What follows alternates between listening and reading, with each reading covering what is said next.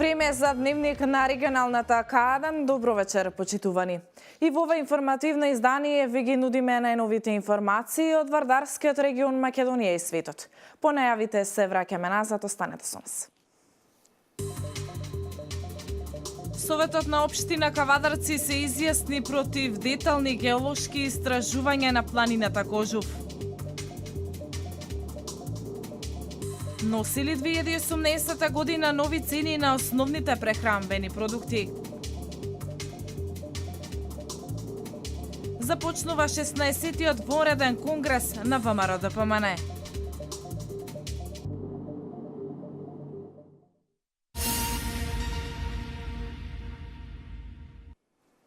Советот на општина Кавадарци се изјасни против детални геолошки истражувања на планината Кожув.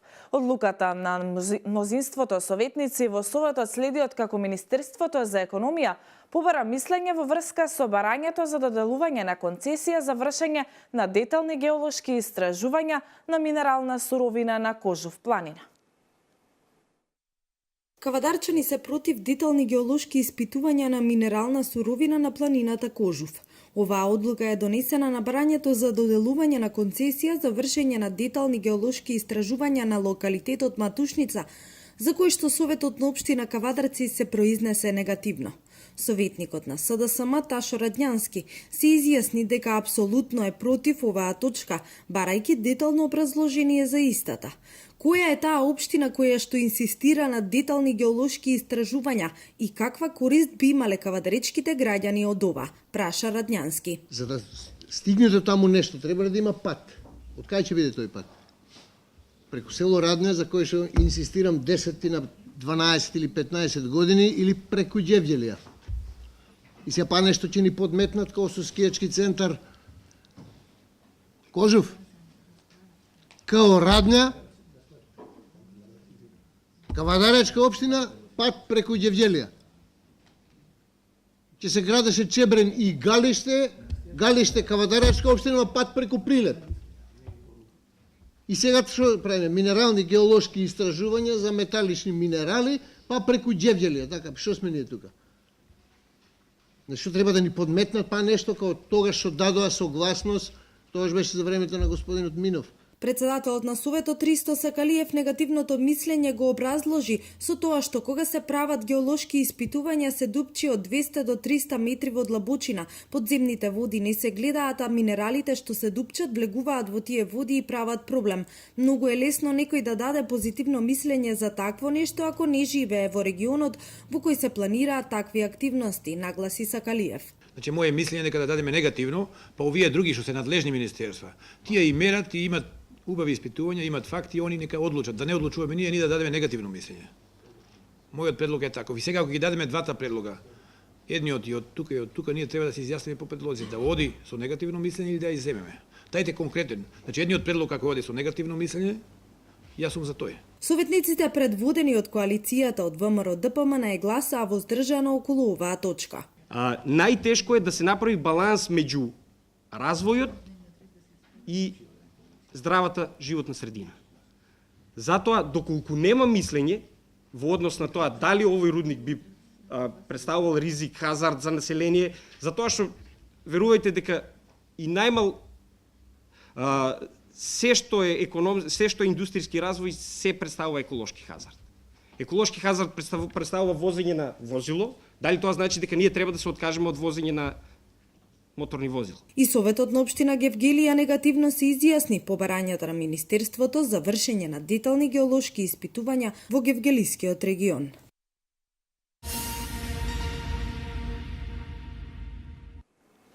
Нема промена во синдикалната организација на Фени Индустри и понатаму начело на истата останува досегашниот председател Ѓорѓе Палитов. Одлуката ја изгласале членовите на иницијативниот одбор на воредното собрание, на кое се расправало и за актуелната состојба во фабриката, за работата на синдикалните тела во изминатиот едногодишен период и биле планирани понатамошни активности на синдикатот во новонастанатите услови. Мартина Митков повеќе. Ѓоре Палитов и понатаму останува синдикален лидер на 850 работници на комбинатот Фени Индустри. Не успеа обидот за негова замена. Оваа одлука е донесена на вчерашното вонредно собрание на кое присуствувале сите членови на иницијативниот одбор и ја изгласале одлуката за избор на ново раководство. Поточно довербата повторно му била доделена на првиот синдикалец Палитов. Во телефонскиот разговор тој нагласи дека и понатаму ќе се залагаат за барањата на работниците и за нивниот статус и што е можно побрзо да се одлучи кој ќе биде новиот инвеститор во комбинатот. Покрај ова, на вчерашното собрание се расправало и за актуелната состојба во фабриката, за работата на синдикалните тела во изминатиот едногодишен период и биле планирани понатамошните активности на синдикатот во новонастанатите услови. Веќе по втор пат во комбинатот присуствуваат представници од францускиот фонд, кои според Палитов имаат најголеми шанси да го превземат функционирањето на Фени. Како што дознаваме неофицијално, истите тие веќе оствариле средба со вице-премиерот Кочо Ангјушев, чиј што епилог од средбата е се уште непознат. Од другата страна пак Ангјушев вели дека веќе се чувствувале првите бенефити од неговиот ангажман во владата. Тој со неговото знаење придонел многу и тешко дека без него ќе се рестартирале Југохром и Фени и ќе се спроведела ефтината струја и ќе се направил закон за енергетика и пакет мерки за субвенции на македонското стопанство и на странските инвеститори.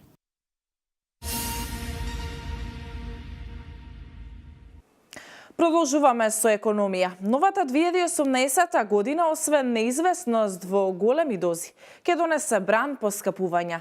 Известно е дека не очекува нова повисока цена на нафтените деривати, дизелот и бензините, поради зголемената акциза за 3 денари на нафтата, што заедно со ДДВ би значило дека ќе плаќаме 3,54 денари повеќе за литар. Се очекува поскапување и на водата во повеќе општини, откако Регулаторната комисија за енергетика ги соопшти новите тарифници. Колешката Дијана Иванова анализира на оваа тема. 2018 година е на прагот. Дали новата година ќе донеси и нови цени на основните продукти за живот е прашање кое многумина си го поставуваат. Известно е дека новата година ќе донесе нови цени на нафтените деривати. Зголемената акциза за 3 денари заедно со ДДВ-то значи дека ќе плаќаме нафта зголемена за скоро 4 денари по литар. Ова зголемување економистите велат дека може да ја повлече спиралата на нови повисоки цени во превозот и транспортните услуги, но и на производите на мало. Белничарите ги прават калкулациите во новата година, нова цена да има и лебот. Најава за повисоки цени има и за водата за пиење. И веле се во графата на општини каде се бара покачување. Градоначалникот Коцевски веднаш по ваквите најави реагираше и на пресконференција соопшти дека тој е против покачување на цената на водата за пиење. Заедно со Советот на општина Велес вети дека ќе се обидат по институционален пат да ја променат одлуката на Регулаторна комисија. Колку од најавите за повисоки цени ќе се остварат, нема долго да биде неизвестно. Оти до новата година не делат само уште 9 дена.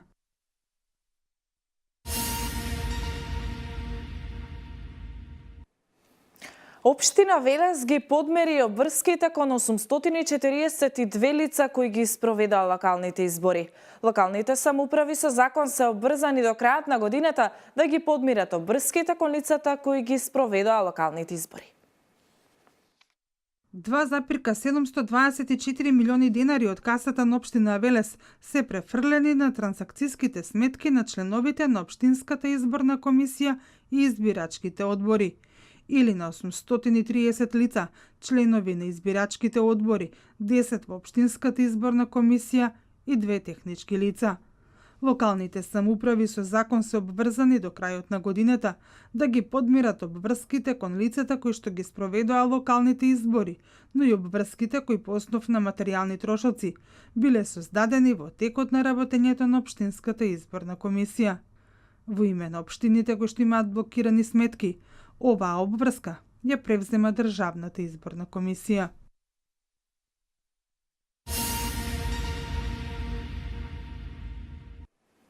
Скаченци и скачинчани во постојана преселба е насловот на книгата на доктор Никола Стојановски. Авторот, опишувајќи го настанувањето на неговото родно место, со жар во очите говори за откритијата и фактите кои говорат за село Скачинци. Скачинци и скачинчани во постојана преселба е новата книга на доктор Никола Стојановски. Опишувајќи го настанувањето на неговото родно место, со жар во очите говори за откритијата и фактите кои говорат за село Скачинци. Доктор Стојановски вели дека преку пишаниот збор им го доближува минатото и на младите генерации. Што ми беше најчудно, што најдовме да тука на малку југозападно од селото, на едно 3-4 километра, има едно место. Тоа е таму планината Клепа, али покрај неа, околу неа имало кастели, тврѓави. И тоа е едната тврѓава е таа Кале Скачинци. Кале се вика и така го викаме местото Кале. Ја као ученик сум одел таму и сме наоѓавале таму некои зидишта малтерисани и така натаму, па онда некој плато и кај што живеале. Тоа било уствари градче. Градче било и тука живеале, тоа е веројатно во времето на Јустинијан I. У тоа време, као да и он бил тој створител на тоа. Дека во Скачинци постоел живот уште во античко време се докажува преку археологијата. Откриени се траги на најрани живења, но и интензивни влијанија и контакти со најразличните центри на античкиот свет, појаснува археологот и промотор на книгата Анита Василкова-Мидовска. Оваа книга не представува монографија, туку представува лирична историска читанка за секој оној кој што трага по соствениот идентитет и интегритет, токму затоа што книгата не го допира историскиот факт, туку го допира човекот. И создавањето на оваа книга значи едно место да се извади од времето на заборавот и да представува едно живо сведоштво за некои интензивни и значајни времења. Здравствена култура во Велес и Велешко од минатото до крајот на 20 век е првата книга на доктор Никола Стојановски. Во 2003 година ја издава и својата втора книга, доктор Панче Васков, Живот и дело. Повторно од полето на медицината, за денеска после долги години, да ја издаде книгата Скачинци и скачинчани во постојана преселба, која е спој со археологијата и минатото. Мојот роден крај го опишам и да луѓево што сите генерации овие да знаат кај живеале, како живеале и како селото зошто го добило името Скачинци, затоа веројатно што од едно место на друго место као да скакал народски речено и дошло до името Скачинци. Градската библиотека Гоце Делче Велес и овој пат беше домаќин на промоцијата на новото книжевно дело на доктор Никола Стојановски.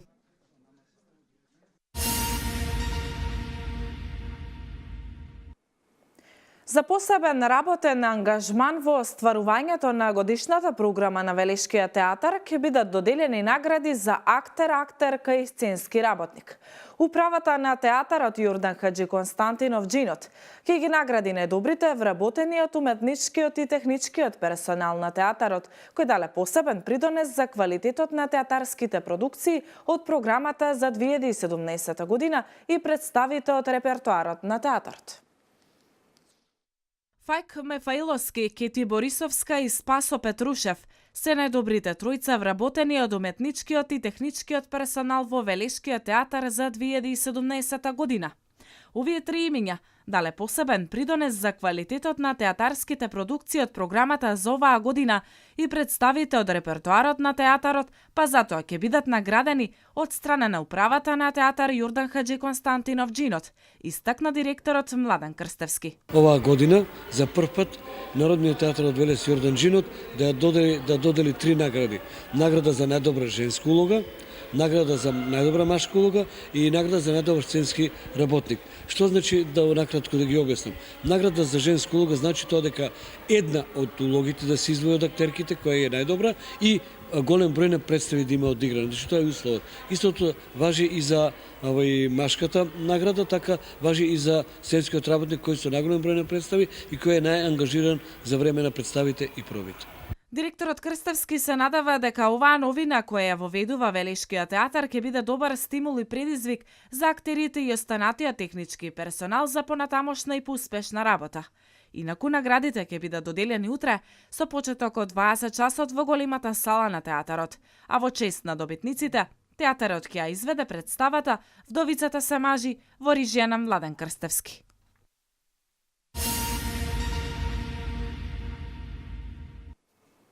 Со доделување на наградите од литературниот конкурс Новогодишни мечти, клубот на писатели Коста Солев Рацин одбележува 109 години од неговото раѓање. Дијана Иванова со повеќе детали. Творбите на третоделенката Марија Трипчева од основното училиште Јордан Хаджи Константин од Джинот и деветоделенецот Марко Ингелизов од основното Васил Главинов се прогласени за најдобри на литературниот конкурс, распишан од клубот на писатели Коста Солев Рацин. Новогодишни мечти беше темата на која што твореа учениците од основните училишта. Не радува оваа соработка со учениците од основните училишта и нивните ментори, затоа што ова е еден вид поттик тие да се приближат кон книгата, да ја читаат, да пишуваат, да ги насочиме кон културата. Со тоа мислам дека многу ќе придонесеме во збогатување на културните вредности на една нација, почитувајќи си го сопствениот јазик. Овој литературен конкурс организаторите го оценуваат како успешен. Најуспешните творби се дели од втората стихозбирка, која што ја издава клубот на писатели Кочо Рацин. Имаме прекрасни 69 творби кои ги заслужуваат сите критериуми да бидат објавени во едно овакво заедничко издание кое ќе остави траен белег и се надевам дека ќе биде читано и дека ова ќе продолжи и понатаму. Кој да биде последни, значи во клубот, сметам дека треба да поддржи оваа иницијатива. Со доделување на наградите, клубот на писатели ја одбележува 109 годишнината од раѓањето на Коста Солев Рацин.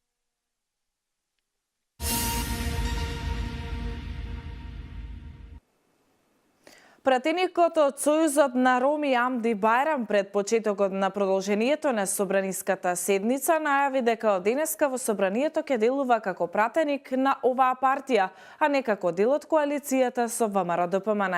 До денеска бев пратеник од Сојузот на Ромите во коалиција со ВМРО-ДПМН, а од денеска ќе делувам како пратеник од Сојузот на Роми, истакна пратеникот Бајрам. Вестите од Македонија во продолжение. Во Валандово денеска почнува 16-тиот вонреден конгрес на ВМРО-ДПМН.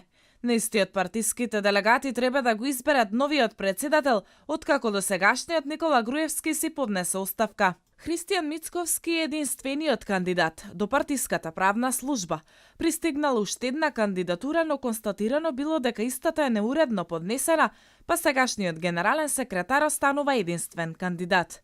Победот на видни функционери на партијата да се донесе одлука за одложување на воредниот конгрес и изборот на нов лидер да го направат многу повеќе делегати, се погласно се констатациите дека не е добро за партијата на конгресот за лидер да се оди само со еден кандидат. 544 делегати за изборот на Мицковски за председател на ВМРО-ДПМН ќе се изјаснат утре.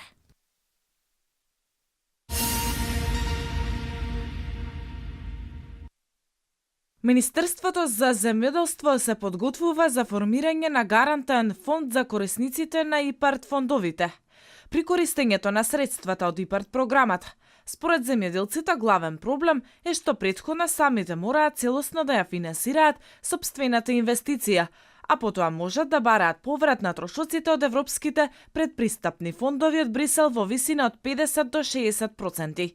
Недостигот на сопствени пари ги принудува фармерите да бараат кредити од домашните комерцијални банки, често со неповолни услови за нив. Во опција се вратените средства од така наречената јапонска помош во висина од 5 милиони евра, кои стојат неискористени.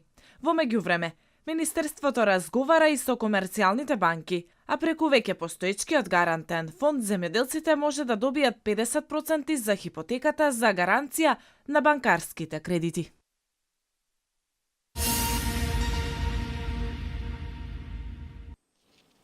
Шест полицајци се убиени во самоубиствен бомбашки напад во Јужен Авганистан, велат официјални представници. 9 други се повредени, 5 мина сериозно во денешен напад во провинцијата Кандахар, за кој одговорност превзедоа талибанците. Бомбашот самоубиец го детонирал експлозивот на влезот на полициска станица во областа Мајвант. Блог вести од светот. Експлозија пред Атинскиот суд, како што пренесуваат грчките медиуми, од експлозијата на бомбата оштетена е зградата, но и неколку објекти во нејзина близина. Нема информација за повредени или за жртви, евидентна била вознемиреноста помеѓу жителите на Атина. Полицијата во првичната информација соопштува дека околу 2 часот и 50 минути непознато лице се јавило во редакцијата на 2 медиума, еден дневен весник и еден портал, предупредувајќи дека за 40 минути ќе експлодира бомба во зградата на апелацискиот суд. Местото околу судот е под силно полициско обезбедување, а започната е истрага за утврдување на видот на бомбата и за откривање на сторителите. Сомнежите на полицијата се дека станува збор за чин на тероризам.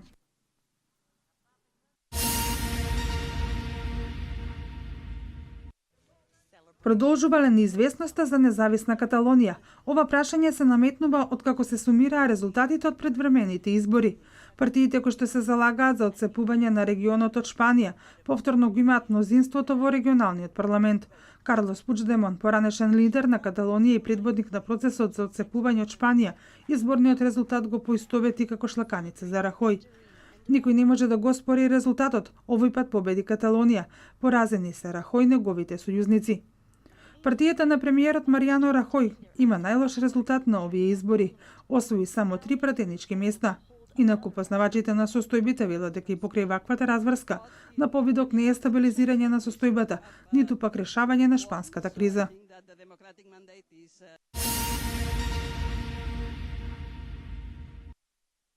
Австралиската полиција откри голема количина на дрога, запленети 7,2 тони метамфетамин. На наркопазарот тој се проценува дека има вредност од 802 милиони долари. Последната акција на полицијата е дел од неколкумесечна истрага. Инаку дрогата била запленета во западниот дел на Австралија. Тамошните медиуми пишуваат дека истата била префрлена до Австралија со чамеца, потоа и во комбе. Нема информации која била крајната дестинација.